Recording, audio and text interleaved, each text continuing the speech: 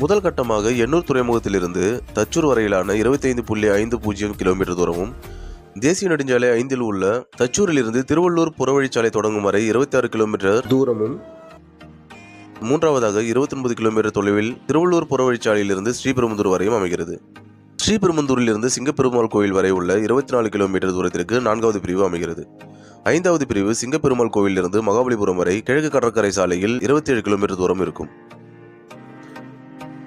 இதில் தாமரைப்பாக்கம் பக்கத்தில் இருக்க புன்னப்பாக்கம் தொடங்கி நாசரத் கிராமம் வரை 12.5 கிலோமீட்டர் சாலை அமைக்கும் பணியை L&T நிறுவனம் மேற்கொண்டுட்டு வருது. அதை தான் இந்த வீடியோவில் நீங்கள் பார்த்துட்டு இருக்கீங்க.